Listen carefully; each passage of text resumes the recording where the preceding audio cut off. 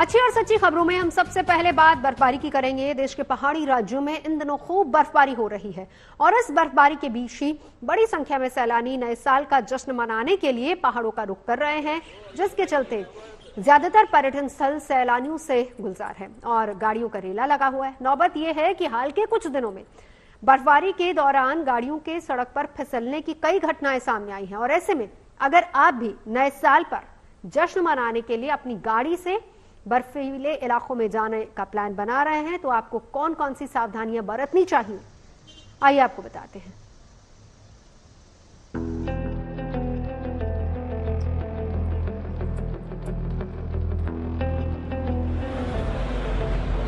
वहां पर रुके हो जी, आपने नए साल के दस्तक देने में बस कुछ ही घंटे बाकी हैं। ऐसे में देश के पहाड़ी राज्यों जम्मू कश्मीर, हिमाचल प्रदेश और उत्तराखंड के पर्यटन स्थलों पर सैलानियों के पहुंचने का सिलसिला तेज हो गया है। कोई ट्रेन और प्लेन से घूमने पहुंच रहा है तो कोई अपनी गाड़ी से पहाड़ों का रुख कर रहा है और यही वजह है कि बर्फबारी के बीच ज्यादातर पर्यटक स्थलों पर गाड़ियों का रेला लगा हुआ है, जिसके चलते जगह जगह ट्रैफिक जाम और गाड़ियों के फिसलने की घटनाएं सामने आ रही हैं। कहीं पिकवैन फिसल रही है तो कहीं फिसलने के कारण ट्रक बेकाबू हो गया और कहीं लोगों से भरी कार या एसयूवी बर्फ की वजह से सड़क पर फिसल गई। अलग अलग जगहों पर हुई ये घटनाएं बर्फबारी के दौरान हुई हैं। दरअसल बर्फबारी के दौरान सड़कों पर फिसलन बढ़ जाती है, जिसके कारण गाड़ियों का चलना मुश्किल हो जाता है। ये जो है आइस बन चुका है, यानी कि जिसको आप ब्लैक आइस कह सकते हैं या हार्ड आइस है, ये वो नरम मुलायम बर्फ नहीं है। तो इसके चलते अब होगा ये कि सड़कों पे जो है फिसलन काफी ज्यादा बढ़ गई है और एडवाइजरी आई है सरकार की तरफ से, चाहे पहलगाम हो, खासकर गुलमर्ग जो कि पहाड़ी अप्रोच है, यानी कि पहाड़ी रास्ता है, और वहां जिस दिन बर्फ हुई काफी ज्यादा जो है एक्सीडेंट हुए, गाड़ियां फंसी। और अब एडवाइजरी ये है कि जो भी लोग वहां की तरफ जाना चाहते हैं वो उनको जो है 4x4 गाड़ी होनी चाहिए या फिर गाड़ी के टायर्स में जो है उसके साथ साथ चेन होनी चाहिए। ब्लैक आइस जिसको कहते हैं, यानी कि फिसलन वाली आइस जो है सब तरफ इस वक्त कश्मीर में आपको देखने को मिलेगी। उसी के चलते एक दुर्घटना भी हुई जहां अगर आप अथवटू जो टूरिस्ट इलाका है, पर्यटन स्थल है बांडीपुरा का, वहां एक थार गाड़ी जो है इसी फिसलन की वजह से सीधा जो है नीचे पानी में चली गई। 1.5 फीट के आसपास जो है वो बर्फबारी यहाँ पर हो चुकी है। अलग अलग जगहों पर बर्फबारी के चलते गाड़ियां बहुत धीमी रफ्तार में चल रही हैं। सिर्फ 4x4 की गाड़ियां चल पा रही हैं। ये रास्ता आप जो देख रहे हैं ये औली की तरफ, पहाड़ी की तरफ ऊंचाई में जाता है और आप देखिए कि गाड़ियां एकदम धीरे धीरे स्पीड में चल रही हैं। रास्ता यहां से करीब 2.5 से 3 किलोमीटर दूर औली का है, जो ऊंचाई वाला इलाका है जहां पर टूरिस्ट ज्यादा से ज्यादा संख्या में पहुंच रहे हैं। वो लोग पैदल जा रहे हैं, उनको जो है यहां से गाड़ियां कम मिल रही हैं। जो 4x4 की गाड़ियां हैं सिर्फ वही यहां से मूवमेंट कर पा रही हैं। पहाड़ों पर आने वाले सैलानियों को ऐसी घटनाओं से बचाने के लिए प्रशासन की ओर से सड़कों पर जमी बर्फ को हटाने का काम युद्ध स्तर पर चलाया जा रहा है और साथ ही सड़कों पर नमक और यूरिया का छिड़काव भी किया जा रहा है, क्योंकि नमक और यूरिया डालने से बर्फ पिघलने लगती है और सड़कों पर गाड़ियों का चलना आसान हो जाता है। शुक्रवार और शनिवार की बर्फबारी के बाद कश्मीर में अभी भी कई सड़कों से बर्फ हटाया जा रहा है, क्योंकि कई सारे इलाके अभी भी कटे हुए हैं। सीमा सड़क संगठन के साथ साथ स्थानीय प्रशासन भी जुटा हुआ है। कई इलाकों में अब सड़कों पर कोरे के कारण नमक छिड़का जा रहा है ताकि फिसलन जो गाड़ियों की है वो कम हो सके, क्योंकि बर्फबारी के बाद अब रात का तापमान जो है उसमें गिरावट आई है। बीती रात अगर श्रीनगर की बात करें, -3 डिग्री श्रीनगर का भी तापमान था, जिसके चलते पिघली हुई बर्फ दोबारा सड़कों पर जम गई है। यही कारण है कि प्रशासन ने अब इन सड़कों पर यातायात को बेहतर बनाने के लिए नमक छिड़कने का काम भी शुरू किया है।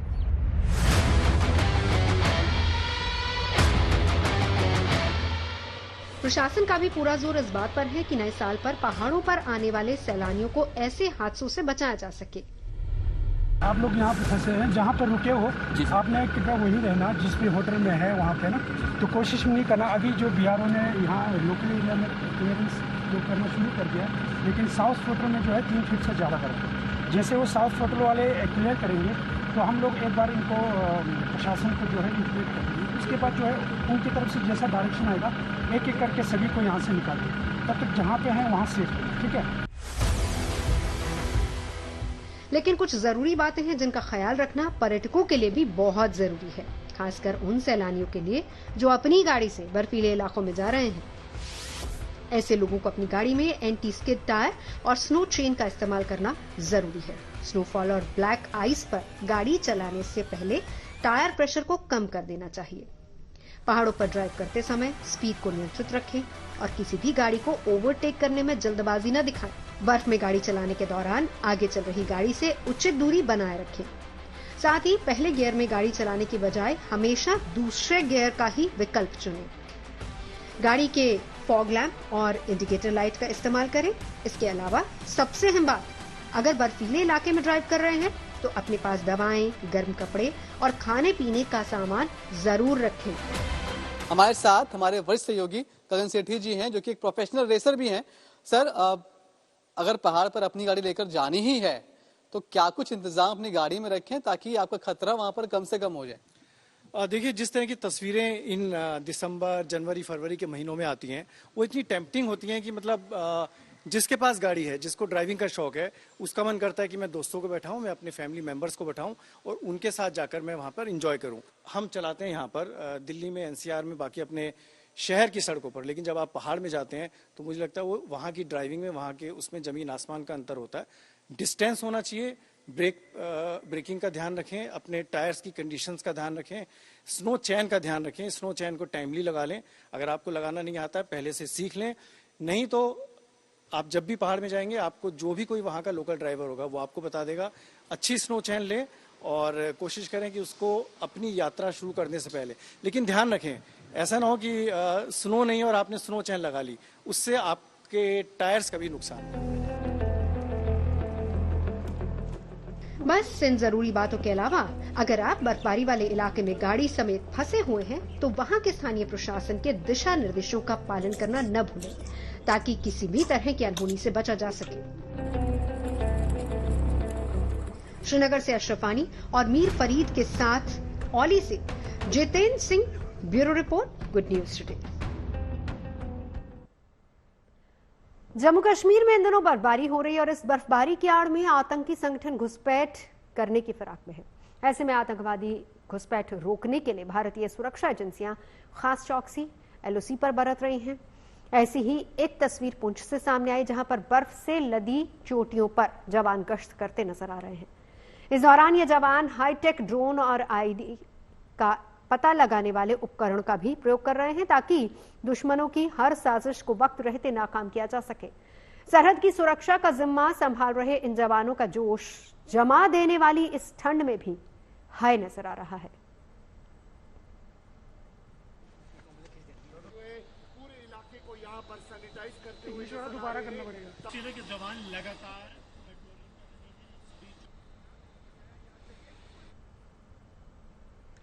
अगली खबर इसरो यानी कि इंडियन स्पेस रिसर्च ऑर्गेनाइजेशन से जुड़ी हुई है, जो अब से कुछ ही देर बाद अंतरिक्ष में इतिहास रचने जा रहा है। दरअसल इसरो स्पेसएक्स मिशन को लॉन्च करने जा रहा है, जिसके लिए रात 10 बजे श्रीहरिकोटा से PSLV C-60 रॉकेट को लॉन्च किया जाएगा। स्पेसएक्स मिशन के तहत अंतरिक्ष में ट्रेवल कर रहे 2 स्पेसक्राफ्ट को आपस में जोड़ा जाएगा और इस प्रक्रिया को डॉकिंग कहा जाता है, जो कि बहुत जटिल है।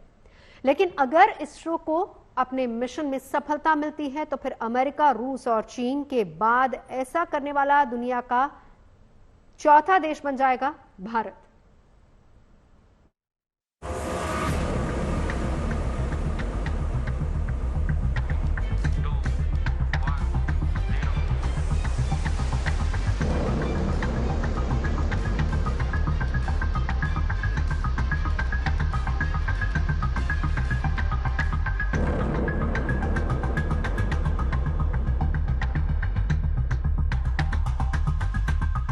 इसरो की ये तैयारी है इस बार DAX मिशन को लेकर। किसी लॉन्चिंग के लिए मिशन से जुड़े वैज्ञानिक भी तैयार हैं और तैयार है इसरो का ये बाहुबली रॉकेट PSLV C-60। जिसकी लॉन्चिंग की उल्टी गिनती शुरू हो चुकी है और रात 10 बजे इसे सतीश धवन स्पेस सेंटर श्रीहरिकोटा से लॉन्च किया जाने वाला है।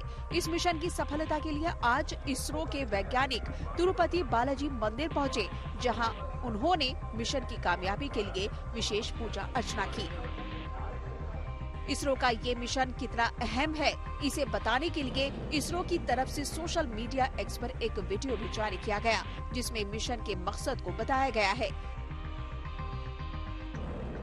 इंडियन स्पेस रिसर्च ऑर्गेनाइजेशन का लॉन्च है PSLV C60 और इस लॉन्च के दौरान 2 एक्सपेरिमेंट करने वाले हैं। पहले वाला है स्पेड एक्स और दूसरा है पोएम का 24 पेलोड्स। अभी स्पेड एक्स का फुल फॉर्म है स्पेस डॉकिंग एक्सपेरिमेंट। इसमें 2 सैटेलाइट्स होंगे। एक सैटेलाइट का वेट होगा 220 किलोग्राम्स और इस सैटेलाइट को बोलते हैं चेजर और टारगेट, यानी कि इस 2 सैटेलाइट अंतरिक्ष में जाकर इसरो का साइंटिस्ट उसको उन दोनों सैटेलाइट को कनेक्ट करने के लिए ट्राई करते हैं।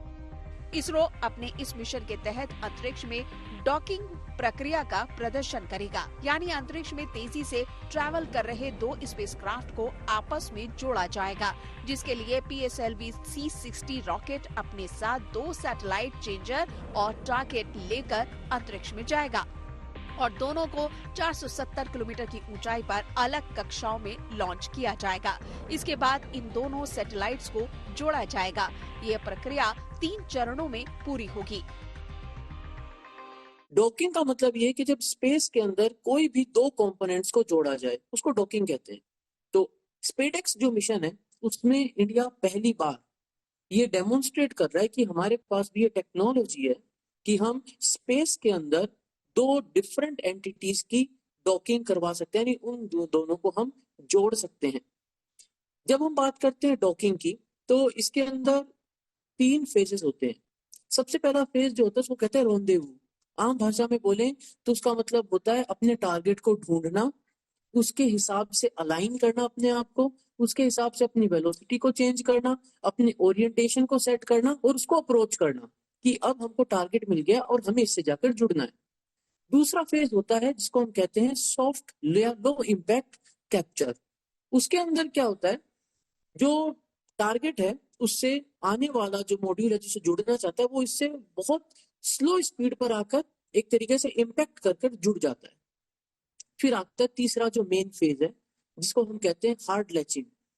एक बार जब सॉफ्ट कैप्चर हो जाता है उसके बाद पूरा सिस्टम अपने आप को वापस पीछे खींचता है। तो जब इससे जुड़ा तो इसको वापस पीछे खींचकर दोनों सैटेलाइट्स को एक दूसरे से जोड़ देगा, जिस तरीके ऐसे जैसे कि वो एक सिंगल एंटिटी हो। उसको हम कहते हैं हार्ड लैचिंग।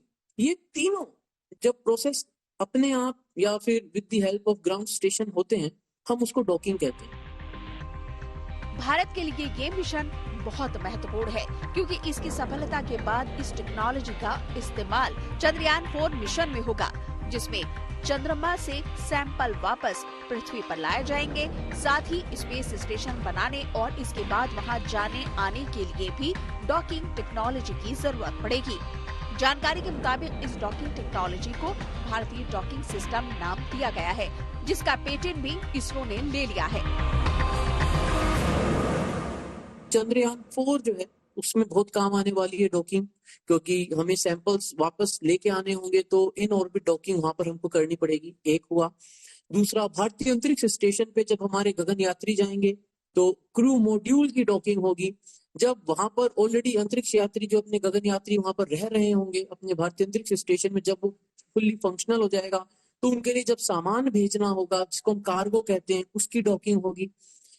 उसके अलावा बहुत बड़े प्लान है इसरो के। वो प्लान है उन सैटेलाइट्स की सर्विसिंग का जो ऑलरेडी ऑर्बिट में है। बड़ी बात यह है कि भारत से पहले इस काम को अमेरिका, रूस और चीन ही कर पाए हैं। अगर आज ये मिशन सफल होता है तो भारत अंतरिक्ष में डॉकिंग टेक्नोलॉजी हासिल करने वाला दुनिया का चौथा देश बन जाएगा, जो इसरो के आगे के मिशन के लिए मील का पत्थर साबित होगा।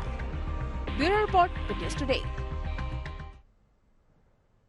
और बात महाकुंभ की। प्रयागराज में संगम के तट पर आस्था, आध्यात्मिकता और मोक्ष के महापर्व यानी कि महाकुंभ के रंग दिखने लगे हैं। गंगा, यमुना और पौराणिक सरस्वती नदी के संगम पर सनातन परंपरा के दर्शन शुरू हो गए हैं। 13 जनवरी से शुरू हो रहे महाकुंभ मेले के लिए साधु संतों के पहुंचने का सिलसिला करीब 1 महीने से जारी है। देश के अलग अलग हिस्सों से पहुंच रहे साधुओं के संगम में अनूठे संत भी पहुंच रहे हैं।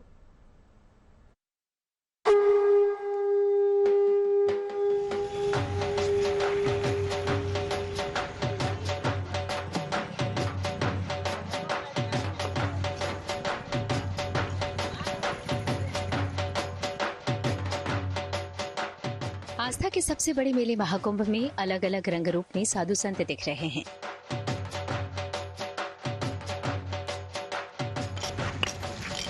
पग पग पर आस्था के संगम के बीच अपनी शारीरिक बनावट की वजह से आकर्षण का केंद्र बने गंगापुरी बाबा करीब 1250 किलोमीटर की दूरी तय कर गुवाहाटी से संगम के तट पर पहुंचे हैं।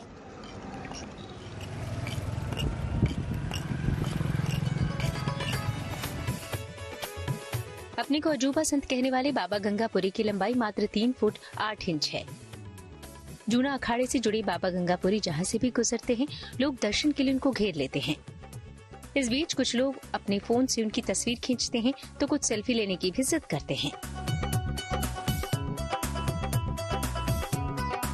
अपनी शारीरिक बनावट को प्रकृति का देन बताने वाले बाबा गंगापुरी ने 9 साल की उम्र में दुनियादारी से संन्यास ले लिया था।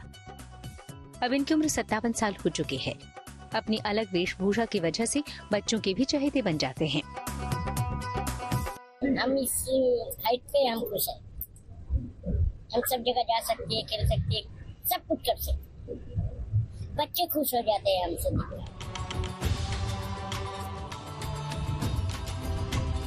देश के अलग अलग हिस्से से महाकुंभ का रुख करने वाले साधु संतों की गाड़ियां भी लोगों के आकर्षण का केंद्र बनी हुई हैं।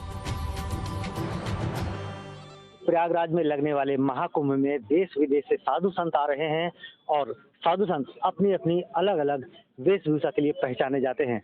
हम यहाँ प्रयागराज में हैं, जो साधु संत हैं वो थार का इस्तेमाल कर रहे हैं।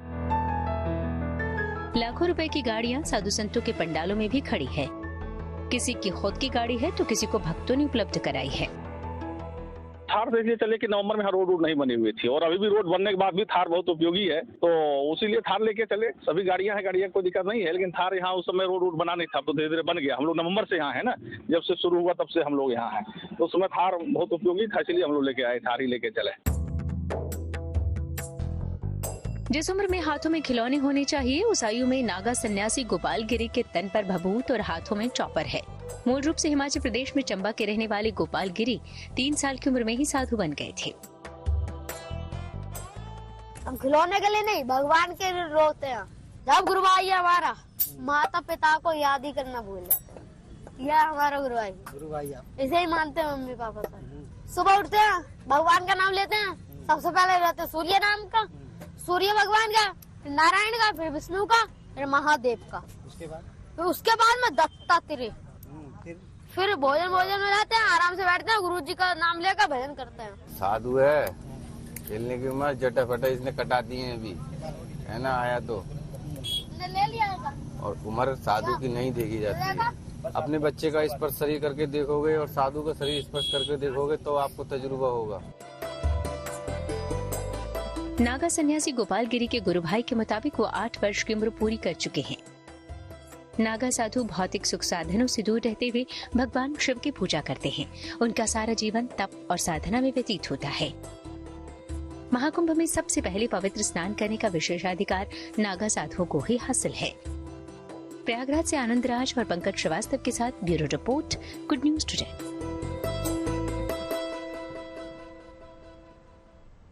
और अब आपको बड़े हनुमान मंदिर की एक खूबसूरत तस्वीर दिखाते हैं। कुंभ नगरी में इस साल 111 किलो की तुलसी की माला की भी खूब चर्चा हो रही है। सोशल मीडिया पर सक्रिय रहने वाले आकाश केवानी ने अपने सहयोगियों के साथ बजरंग बली को 111 किलो तुलसी की माला अर्पित की है। इन लोगों की ओर से कुंभ प्रसादम के तहत घर घर महाकुंभ के तहत प्रसाद भेजने की तैयारी की जा रही है। ये प्रसाद उन लोगों को भी भेजा जाएगा जो कि किसी कारणवश महाकुंभ में नहीं पहुंच पा रहे हैं। माना जा रहा है कि लेटे हुए हनुमान जी को गंगा माता स्वयं स्नान करवाती है और इसीलिए महाकुंभ के दौरान इनके दर्शन करना बेहद शुभ माना जाता है। हनुमान जी का ये मंदिर सिद्ध मंदिरों में से एक है। संगम में डुबकी लगाने के बाद जब आप हनुमान जी के दर्शन कर लेते हैं तभी आपकी यात्रा को सफल माना जाता है और इस मंदिर को बेहद चमत्कारी भी कहा जाता है। अगर कोई भक्त सच्ची श्रद्धा के साथ हनुमान जी के इस मंदिर में मुराद मांगता है तो उसकी मनोकामनाओं को बजरंग बली अवश्य पूरा करते हैं। इसी के साथ माना यह भी जाता है कि जो भी भक्त श्रद्धा के साथ हनुमान जी की आंखों में देखता है उसके बड़े से बड़े कष्ट भी संकट मोचन क्षण भर में दूर कर देते हैं। महाकुंभ के दौरान भी यहाँ भक्तों का तांता लगता है। तो अगर आप भी इस महाकुंभ में हिस्सा लेने जा रहे हैं तो आपको गंगा नदी के किनारे मौजूद लेटे हुए हनुमान जी के मंदिर जरूर जाना चाहिए। लेटे हुए हनुमान जी के दर्शन करने के बाद ही आपकी धार्मिक यात्रा पूरी होगी और इस मंदिर में लेटे हुए हनुमान जी की प्रतिमा 20 फीट लंबी है।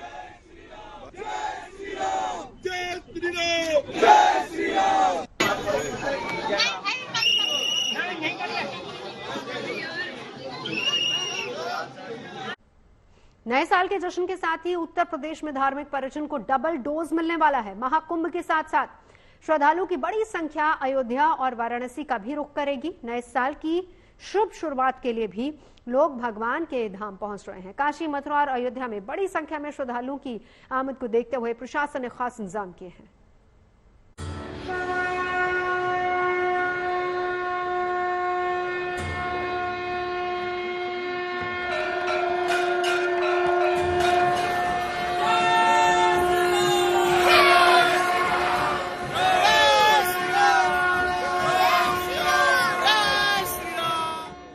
संगम की रेती पर लग रहे आस्था के महाकुंभ की छटा हर ओर बिखर रही है। कृष्ण की मुरली से गुंजायमान मथुरा हो या महादेव की काशी या फिर हो प्रभु श्री राम की नगरी अयोध्या धाम, हर ओर महाकुंभ की रौनक देखने को मिल रही है। महाकुंभ में आने वाले भक्त सरयू में भी पुण्य की डुबकी लगाएंगे और भोले बाबा के दरबार में भी हाजिरी लगाएंगे। इसके साथ ही नए साल के वेलकम का डबल डोज भी धार्मिक पर्यटन को नई उड़ान देगा। 13 जनवरी से 12 फरवरी तक लगभग 2 करोड़ से ज्यादा भक्तों के अयोध्या आने की संभावना है। रिपोर्ट की माने तो महाकुंभ में डुबकी लगाने वाले भक्तों में लगभग 10% रामलला के दर्शन के लिए अयोध्या आएंगे। अयोध्या में अभी से ही श्रद्धालुओं का तांता लगना शुरू हो गया है। इनमें अधिकतर वो लोग हैं जो रामलला के दर्शन कर नए साल की शुरुआत करना चाहते हैं। हम अयोध्या आए हैं राम लला के दर्शन करने के लिए। नए साल पे नई शुरुआत से राम जी का आशीर्वाद लेते हुए करें। हम नए नव वर्ष में श्री राम जी का आशीर्वाद लेके यहाँ पे एक नया साल का शुभ आरंभ करना चाहती हूँ। श्रद्धालुओं की बड़ी संख्या को देखते हुए रामलला के दर्शन का समय भी बढ़ा दिया गया है। नए साल में श्रद्धालु यहाँ सुबह 7 बजे से रात 10 बजे तक दर्शन कर पाएंगे।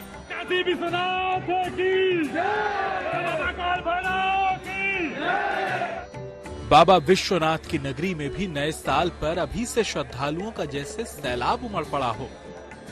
यहाँ बाबा विश्वनाथ के दर्शन कर नए साल का शुभारंभ करने की आकांक्षा लेकर बड़ी संख्या में लोग पहुँच रहे हैं। यहाँ पूजा अर्चना के साथ ही गंगा आरती के दर्शन और घूमने से लेकर वाराणसी के खान पान का भी पूरा आनंद उठा रहे हैं। छोटे छोटे लोकल कुजीन्स वगैरह हैं उसको ट्राई करेंगे। मेरा तो बहुत मन है जो ठंडाई होता है, ठंडाई उसको पीने का बहुत मन करता है। मैं जाऊंगा भी, ट्राई करूंगा। मैन लोग यही काशी विश्वनाथ जी के दर्शन करने आते हैं और गंगा आरती के लिए स्पेशली तो इन दोनों के लिए आते हैं और यहाँ का चाट भी बहुत फेमस है। न्यू ईयर को लेकर मथुरा वृंदावन में भी खास एडवाइजरी जारी की गई है। भारी भीड़ को देखते हुए 2 जनवरी तक वृंदावन में बाहरी वाहनों के प्रवेश पर प्रशासन ने रोक लगा दी है। श्रद्धालुओं को अपने वाहनों को पार्किंग एरिया में खड़ा करना पड़ेगा। जिसके बाद वो ई रिक्शा से मंदिर तक जा सकेंगे। इसके साथ ही दर्शन की व्यवस्था को भी पुख्ता किया जा रहा है। महाकुंभ और नए साल के सेलिब्रेशन के बीच धार्मिक पर्यटन भी जोर पकड़ रहा है।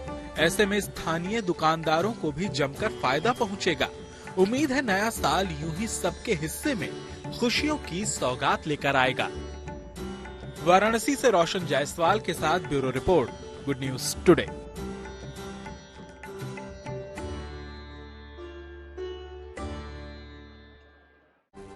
खबरें सच्ची होनी चाहिए, अच्छी खुद ब खुद लगती हैं। Navjot Randhawa signing off. आप सुनते रहिए गुड न्यूज, देखते रहिए गुड न्यूज।